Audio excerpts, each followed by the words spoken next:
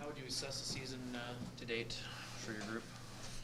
Well, I think it's been a very unique season. I think that obviously lots has transpired in a period of time that you sit back and you look at it. It's all the different things that the group has had to endure.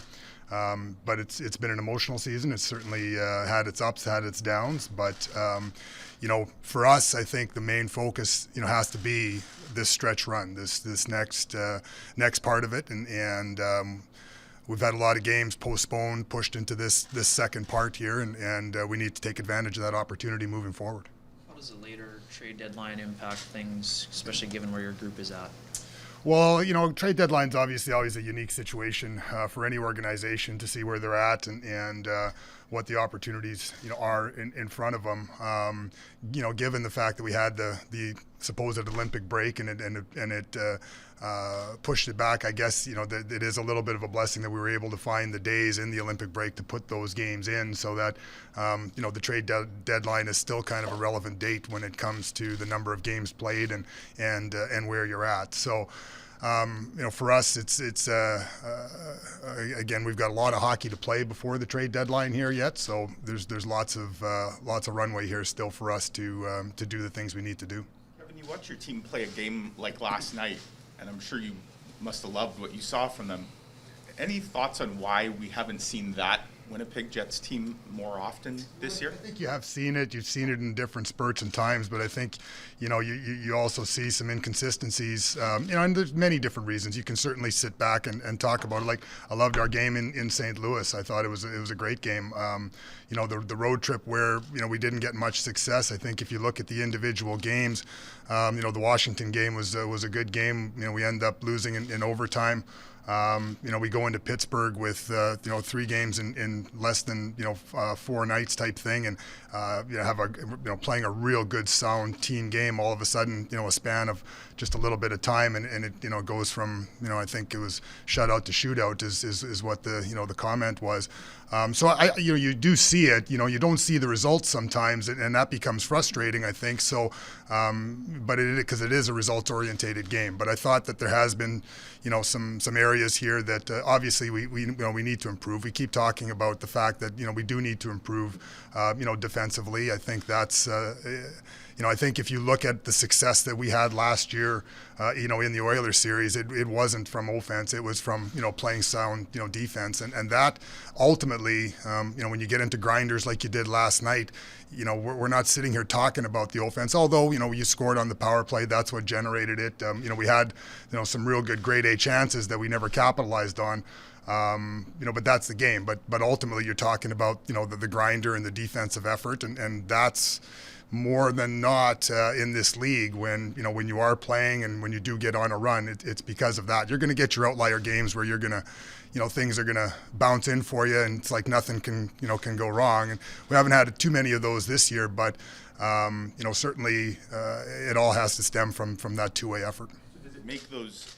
You talked to St. Louis and then last night, but does it make games then like the Vancouver game and the Philadelphia game even more sort of head scratching to you, that there seems to be these peaks and valleys? Yeah, so I think every team is going to go through and have those head scratching games, and I think for us, obviously, you can, even dissect it down a little bit more, but that would, you're not in here to try and make excuses. You're trying to, find, ways to win. But since I think the beginning of this, or the middle of December here, December 21st or 22nd on or something like that, like we've had 28 or 29 different people within the organization's travel party, players, staff, go through COVID. The thing that I think has been real challenging for us, and I know it's been kind of mentally challenging even for me, is that we haven't been that team that had the massive outbreak that had games postponed and shut down, simply because we couldn't play because of COVID. We've had, I think the most we've had in one day is 4, but it's been that trickle effect. And I know I found myself here before the All-Star break, because now we're changing the testing policies, is when the test results are coming out every day, and the level of anxiety that I went through just from managing the roster and trying to manage the salary cap and the different situations. It's amazing. I don't think I'll ever forget the game, in Florida at home here, where 5 o'clock we get a phone call that Josh Morrissey is positive, and you're going into that game, you're feeling excited about what being home for the first time since, even though with no fans, being home for the first time since December, I think the 19th, and you're excited, and you get that dagger where one of your top defensemen is not there. So I thought the coaches have done a good job of trying to manage that. It's literally been that next man or next one up mentality, and in a lot of cases I think that next person's taken a solo lap for their first game. I think we've had 5 this year, I think, was in 4 of them since that part of December here. So again, there's lots of things that certainly you wish had gone maybe differently for this group. Wish that maybe they've been rewarded for some of those other games where the puck goes off a skate and in the net, and all of a sudden you're down before you even start. So but all we can do now here is focus on this next stretch, and hopefully get some guys back from COVID, get some guys healthy, although that's probably going to be a little ways away for certainly for an important player like Nick Ehlers in our lineup, and but it's an opportunity for other players as well, and there's always times where I get phone calls from agents talking about players getting their opportunity. Well, opportunity is here for a lot of them, and it's incumbent upon them to to take it while they can. Talked about the forced. Hang on, I can only. You're talking about the forced look into the future that the organization has had here. What have you seen in that look that you've had? Well, again, I think we obviously knew we had some talent in players like Ville Heinola and Sandberg and Perfetti.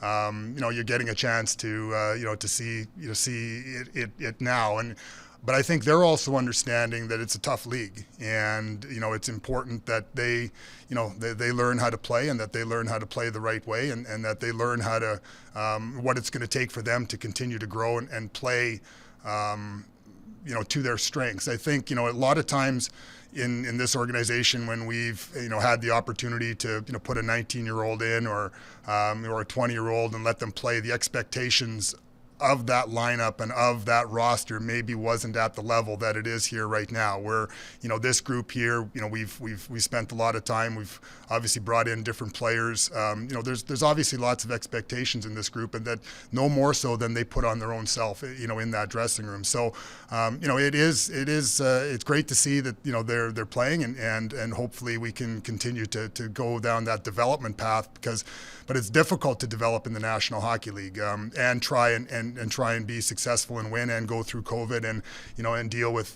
top 6 injuries like Blake Wheeler and Nikolai Ehlers, who both bring so much to the team in different dynamics. So but it's exciting. We've got some players in the pipeline, in Chaz Lucius and Chibrikov that are Reshevsky, that again, there's talent there, but when you're in the National Hockey League, you're kind of focusing on the now. And but it's great to see a player like Cole. Really wish he would have had that opportunity to play in the World Juniors. We had talked with his agents and talked about the situation that hopefully he would have a good start with the Moose, and then get that World Junior under his belt, and then get an opportunity to see where things were at with us. And unfortunately, he doesn't have that opportunity for the World Juniors. But I think it speaks volumes to his preparedness to step in here now. Just really feel for a player like Sandberg, who gets hurt first shift in training camp, endures the ankle injury, and then now came in. I thought he played exceptional from the time that he's set foot on the ice there in Detroit, and now down with another injury. But he's learning about the National Hockey League, and just that you can never take each day for granted. Because of COVID and the injuries and all the stuff that's been happening, maybe it's been hard to get a look at the job Dave Lowry has done, because there's been so much outside stuff he's had to deal with. But what's your take on how he's handled those challenges and just being behind an NHL bench as a head coach for the first time? Well, I thought he and the staff have handled the challenge as well. I think that again, it was an emotional time, I think, for everybody when things transitioned. But at the end of the day, we still need to find results here. And I think when transitioned, we were 3 games over 500. Obviously the Washington game happened that day, so now we're 2 games over 500. So we need to find a way to make some progress, and that's where you wish that some of those games, like the Washington game or even that Boston game where they score the late power play goal, like you'd like to either grind another point out of there or get some reward for the game in Pittsburgh. So certainly, again, I think you look at the individual areas. I think the penalty kills improved. I think that the power play has kind of been the same. It struggled for a while, it scored for a while. So from that aspect of things, I think still we need to find a way to win on a consistent basis, and that's going to be playing a team game, and no matter who's in the lineup. And I know that's easy to say because again, you want the players can only prepare what they have to prepare for, but you'd like to see some consistency, you'd like to see some chemistry that can develop, and hopefully when we get out of this round of COVID that maybe we'll find a way to get lucky here and have a consistent lineup moving forward. Injury-wise, like I say, there's still going to be some challenges here with some players on the timelines in getting back to full strength. Do you feel there's been enough buy-in from the players into Dave's system so far? Yeah, I don't think it's a buy-in, question. I don't know that things have changed that dramatically. I think, Dave obviously has put a strong emphasis on a lot of things that I think he believes, and I think, universally everybody believes, to be, important in winning. I think that, again, there's a level of consistency that a player needs to get, night to night. I think one of the things that was really odd, for us, is that, we transitioned into Dave and we played a game and then all of a sudden all these games started falling away from us, from a postponement standpoint. And, so we had long stretches where, you'd just practice and guys would get out of that game rhythm. Then you'd play a game, you'd get excited, you'd ramp yourself up for it. And then we'd have long stretches again where we wouldn't play, so in the middle of the season, players aren't looking for that. Players are looking for a rhythm. They're looking, to have that kind of every other night mentality. That's what a National Hockey League player, I think, plays at their best, is when they can balance that level of preparedness and fatigue, and they know how to manage their body. I don't know that you can really find ways to manage, big blocks like that, knowing that the games are going to be pushed, somewhere else. And had we been a team that maybe got shut down because of COVID during that time, fine, you can rationalize that, you ramp yourself up and you go. But I thought they did a good job. They've done a good job of getting the players to buy into staying as focused as they can, during those periods of time. And I'm just wondering, because your core is old, and I know some of the players say, well, it's been a younger team this year because of what's happened with COVID and all that, but is it perplexing a bit to you that you almost need to, you need more from the veterans? Like there's not enough engagement at times from those guys in those games. You go through a 6-game losing streak, and it seems like there's not enough leadership from the core. I don't know, maybe. Well, I think you can, if you want to lump it into a 6-game losing streak and without dissecting it, then sure, you can say, well, it's this or it's that. But I think if you dissect those 6 games, there's going to be, times where you're not going to be as excited about that game and that. But I think, I went through it and kind of mentioned, individual game by game, and when you start to dissect it, it's a fine line between winning and losing sometimes. But there's no doubt that, the way we're constructed from a cap perspective, the way that, the roster has been built, it's a top-heavy type of group in the sense that, you need, those players to play. Like Blake Wheeler probably had his best game, from coming off of COVID. And if you go back and even look at Blake, and this is how the year has even evolved even in itself, like, Blake got COVID first, Mark Scheifele got it, the very next day, I think. Well, that was back during the time where you had to quarantine for 14 full days and stay away from the team, so that dynamic was different, and I think it hurt those two guys getting out of the gates. And you look at the game that Blake played in Vancouver there the day he got hurt, it was an exceptional game, you know, and it was like, he's back. No, he's out. You know, and you know, then you look at just the emotional roller coaster of, okay, you know, your captain's coming back into the lineup. All of a sudden, you know, you lose one of your dynamic wingers for X period of time here, still undetermined, you know, from his injury. So, you know, again, there's no excuses. You know, that's pro sports. That's the ups and the downs of it. And you know, as a group, you know, we have to find a way. But I feel good about this group. I'm confident with this group, and I know that, you know, again, I know the level of leadership in that room, and I know the level of buy-in, and I know the level of care. So it's a challenge. Kevin, you had a really obviously busy summer, addressed several areas that the team needed.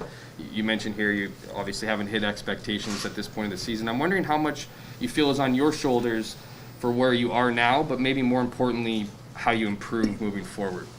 Well, obviously, you know, when you're the general manager, it's always on your shoulders. It's you feel responsible for all aspects of your organization, whether it's, you know, the on ice product here, the on ice product with the Moose, the level of prospects in your system, again, the lack of draft picks that you've had over the few years to try to, you know, chase it down, of which, you know, you wouldn't change anything of it, but there's always a price, you know, that you kind of pay. And you know, for us, we're in an interesting situation. We made those trades during the summer to address those needs. We knew that we were going to be up against the cap.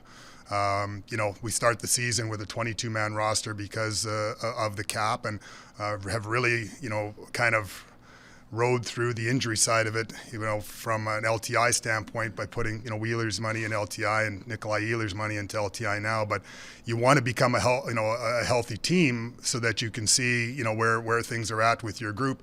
But that comes at a cost as well. Like when and if we do get healthy again, we're going to be right at that cap number again. So, you know, people talk about what are you going to do at the deadline? Are you going to be a buyer? Are you going to be a seller? You know, where are you going to be at? So certainly there's lots of things that you have to focus on, but you know, the reality of the situation is, if we are a healthy group, we are going to be at the cap. Anything we do will have to be money in, you know, or money out.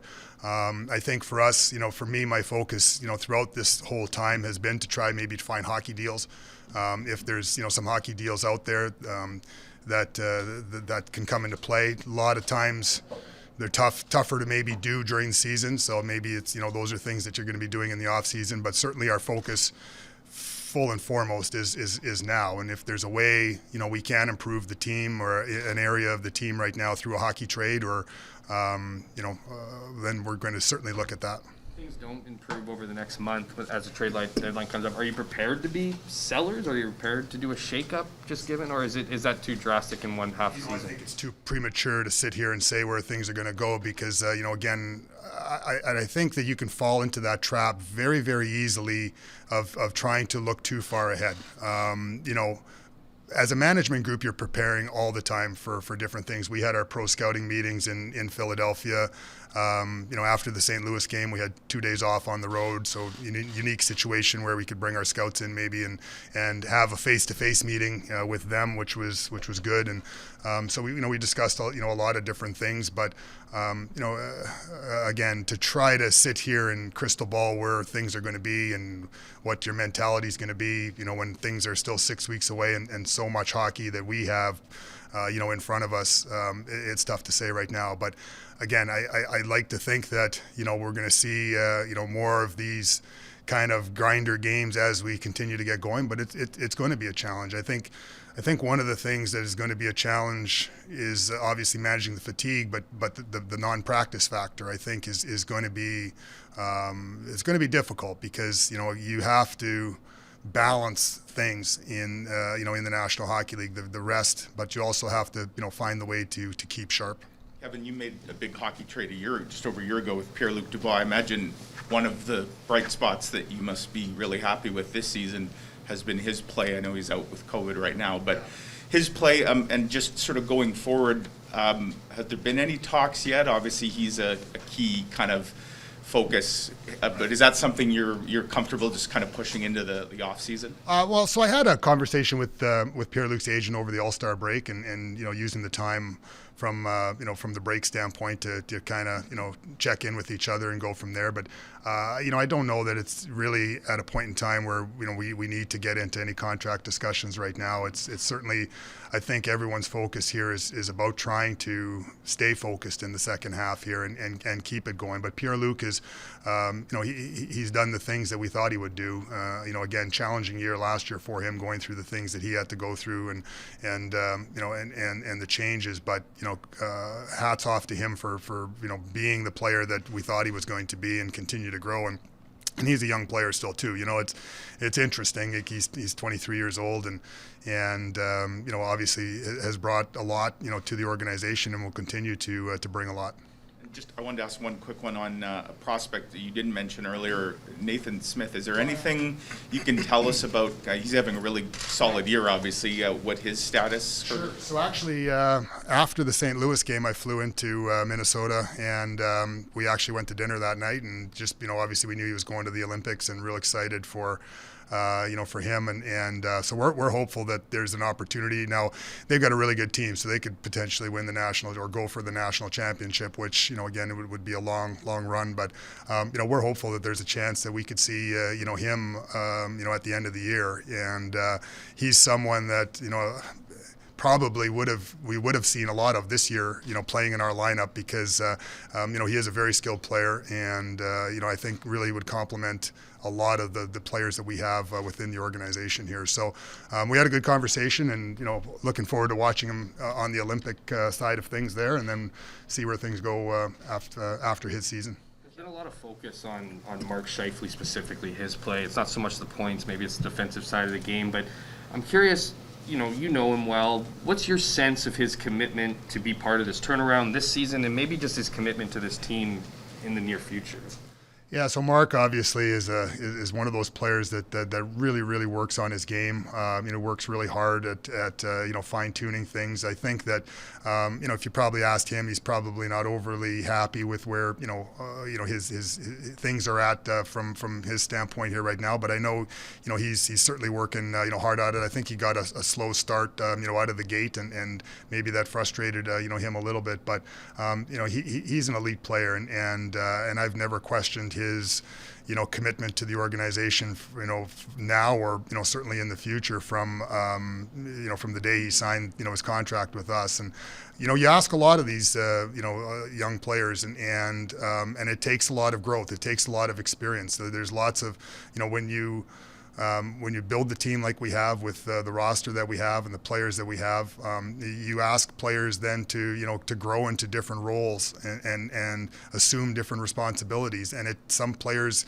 can run with different areas of it. Some players it takes time. Some players put way too much pressure on themselves, and sometimes again you don't know how to come out of it. But there's a strong work ethic, in that room. There's a strong work ethic, amongst players like Scheif, and it's just a matter of finding that consistency with our group, moving forward here.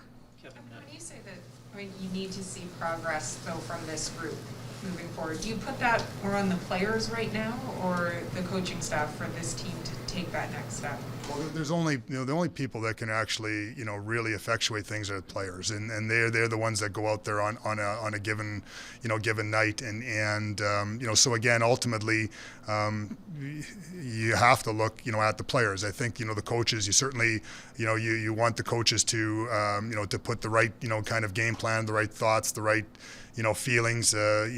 Sometimes you got to give them a pep talk. Sometimes you might have to show them some video that maybe they don't like.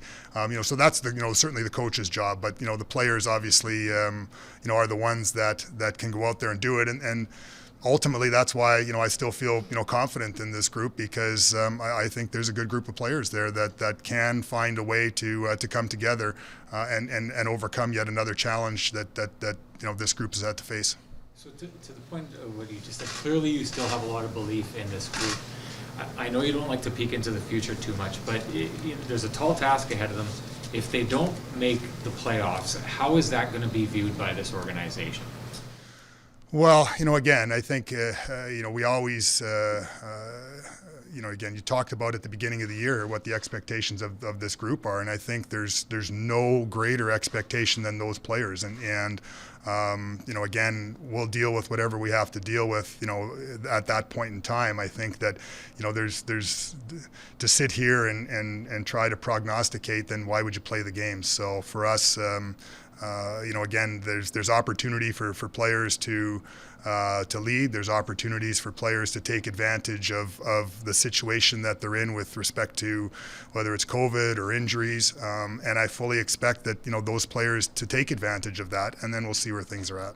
Kevin, you have a couple of very important UFAs or pending UFAs. I mean, what can you tell us about discussions there, and how will that impact your approach to the deadline? I know you've used self-rentals before, but Yeah, we haven't really had, from a UFA standpoint, we haven't had any discussions with any of them. I think, we're obviously, you were anxious and hopeful to see maybe some things get some direction from a cap perspective as to where things might go. And I know, they talk about the fact that maybe it'll go up $1 million. So you're essentially in a kind of a flat cap scenario as well. We've got obviously the RFAs. There's different summertime challenges, different summertime things that we may be in a different situation than we have in other years. I think, goes back to me focusing, or telling you that I was focusing more on hockey deals. So we'll see where things, are at, with us at that point in time. But right now, our sole focus is trying to, push this group right now. Kevin, just one on the Moose. I think there's been 12 players, 11, 12 that have played games with both teams this year. Just the job Mark and company are doing down there. They've used something like 40 players already this year, and they're fifth in the AHL right now. I mean, how do you explain kind of what they've managed to do down there? Well, I think they've found a way to find some consistency in their game. I think that it's a team that's very, very structured. They've had obviously they've had a real strong defense. I think for the most part our top prospects, and a lot of our top prospects are were good young defensemen that were there. So I think that gave them a real good foundation. I think both goaltenders played well, and then the guys that the goaltenders that were brought in when we had both guys here on taxi played well as well. So it speaks volumes, I think, to the job that the coaches have done there. But I think the depth that the organization had. And the American Hockey League is it's an interesting dynamic is that when you play a real sound team game and you can move pucks out of your own end, I think you have a chance to win more often than not, and that's I think that's been the strength of that team. Kevin, just a quick one on Josh Morrissey. I mean, how would you describe his season and what it's meant for your group to have him back playing at that top pairing level?